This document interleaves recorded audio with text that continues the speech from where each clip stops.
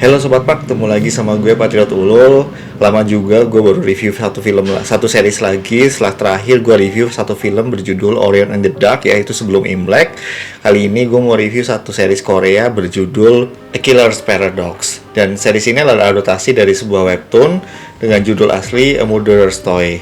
Series ini dibintangi oleh Suk Son ya, sebagai Jang Nan-gam, seorang detektif, dan juga oleh Choi Woo-sik sebagai Litang. Udah lumayan lama juga terakhir gue lihat dua karakter ini sebagai karakter utama ya. Kalau nggak salah Suk Son terakhir main di round up 3 lawan jagoan kita Don Lee atau Ma Dong Suk, dan Choi Woo-sik terakhir main sebagai karakter utama di Our Beloved Summer sama Kim Da-mi, dan itu kayaknya lama banget, 2021 akhir sih. Jadi A Killer Paradox sebenarnya adalah crime thriller menceritakan seorang pemuda bernama Litang yang bekerja di sebuah minimarket. Setelah dia wamil, terus dia pengen banget ke Kanada, dan tiba-tiba harinya berubah setelah dia itu nggak sengaja ngebunuh salah satu pelanggan minimarketnya yang dia ketemu di sebuah gang, yang mana pelanggan yang ternyata dia bunuh ini adalah seorang pembunuh berantai ya, yang juga lagi dicari oleh kepolisian.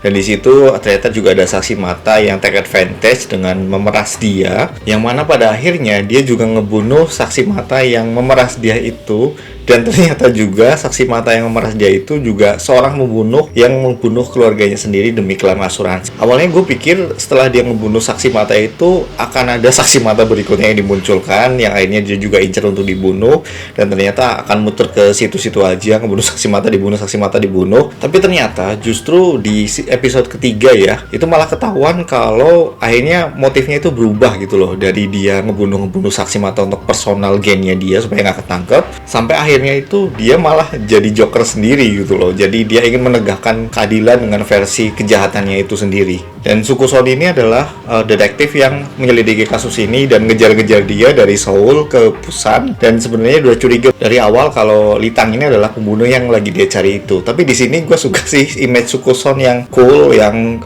keras tuh malah jadi menyenangkan sih di sini sih, walaupun yang dibulirkan kerjanya, tapi dia masih bisa senyum, dia masih bisa santai lah di sini lah.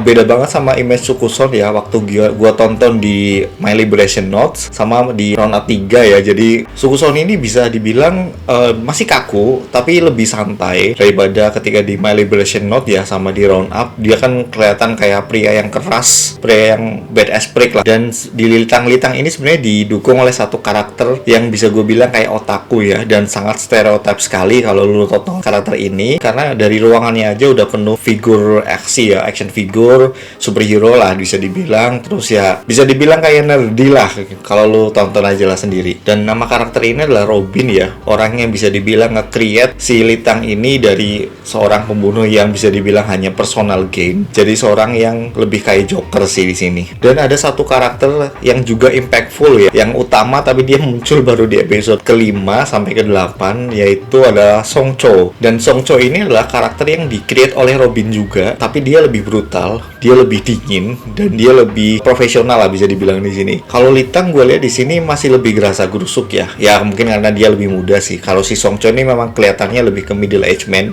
Kalau Litang kan mungkin umur 20-an lah. Song Cho ini salah satu karakter yang menurut gue itu driving story sih, walaupun agak akhir-akhir ya. Dia itu bener-bener creepy, vibes-nya tuh dark banget lah. Bahkan pas Song Cho ini menginterogasi salah satu yang bisa dibilang culpritnya ya, yang vigilantenya adalah Song Cho ini, dia itu tenang banget dan kayak diajak ngobrol aja, kayak santai banget lah pokoknya si Song Cho ini ketika melakukan aksinya. Dan sebenarnya pembunuhan yang bisa dibilang vigilante ini hanya ditunjukkan bener-bener itu di episode ke-5. Scene aksi vigilantenya bisa dibilang lebih banyak di Song Cho ya. Kalau gue lihat ada berapa lah yang kalau nggak salah dari episode ke-4 atau ke-5 sampai ke-7 itu Song Cho yang punya peran lah. Kalau Litang itu aksi vigilantenya bisa dibilang baru dari episode ketiga ya, dan itu aja tuh kayak ibaratnya baru newbie mencoba untuk jadi vigilante atau Joker sih di sini. Beberapa isu yang driving vigilante ini bertindak seperti itu ya. Contohnya ada bullying, terus juga ada revenge porn, terus juga ada oligarki juga. Dan ada satu filler cerita yang di sini menurut gue paling suka adalah isu revenge porn ya. Jadi salah satu temennya Litang ini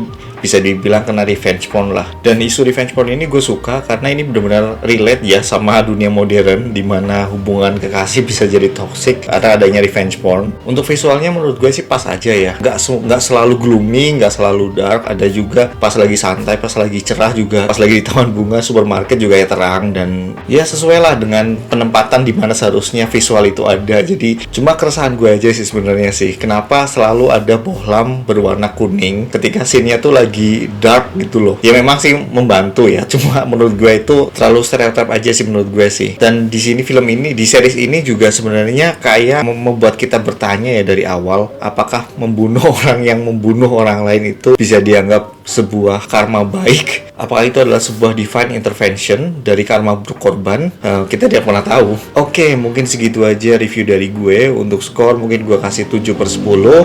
Walaupun sebenarnya gue masih agak ngejeglak ya perpindahan dari episode 3 ke episode 4. Tapi mungkin soal Sobat Park beda pendapat, kita bisa diskusi di kolom komentar. See you in the next movie review. Bye bye Sobat Park.